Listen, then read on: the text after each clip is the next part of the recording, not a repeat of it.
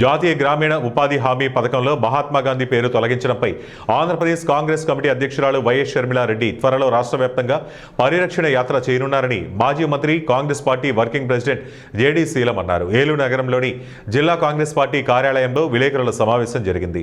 జిల్లాలో జరిగే ఆంధ్రప్రదేశ్ కాంగ్రెస్ అధ్యక్షురాలు నిర్వహించే పరిరక్షణ యాత్ర విధి విధానాలను సమీక్షించేందుకు ముఖ్య అతిథిగా జిల్లా పరిశీలకులు జేడీ శీలం హాజరయ్యారు.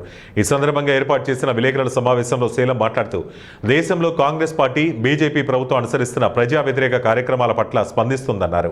రాబో రోజుల్లో దేశవ్యాప్తంగా కాంగ్రెస్ పార్టీ ప్రభంజనం ఉండేలా కార్యకర్తలు అభిమానులు కృషి చేయాలన్నారు. ఆంధ్రప్రదేశ్ రాష్ట్రంలో కూటమి ప్రభుత్వం అన్ని విధాలుగా విఫలమైందని విమర్శించారు.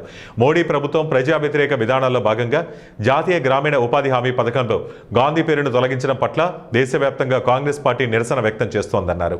కాంగ్రెస్ నాయకులు రాహుల్ గాంధీ ప్రజా సమస్యల పోరాటం పట్ల ఆసక్తి చూపడం వల్లే బీజేపీ ప్రభుత్వం కాంగ్రెస్ పార్టీపై అపోహలు సృష్టిస్తూ నీచ రాజకీయాలకు పాల్పడుతుందని విమర్శించారు.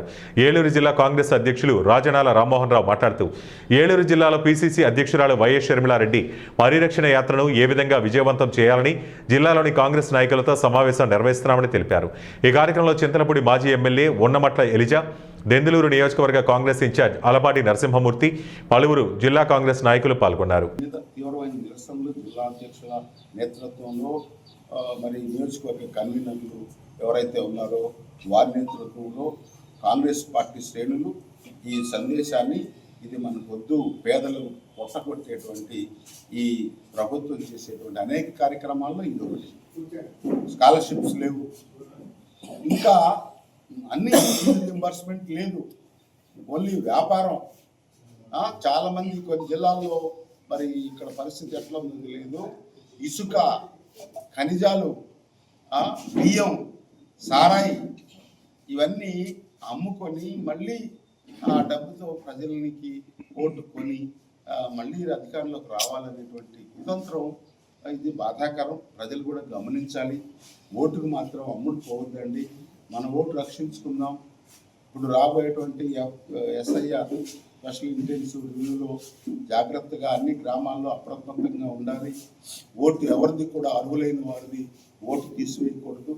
మరి ఎవరైతే ఓటు హక్కు పొందేటువంటి వయసు ఉన్నవారో వారికి హక్కు కావాలి. ఎవరైతే దురదృష్టవశాత్తు మరణించారో వారి ఓటు తీసివేయాలి.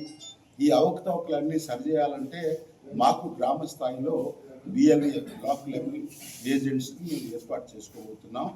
సో సంఘటన ఆర్గనైజేషన్ రెండో అంశం.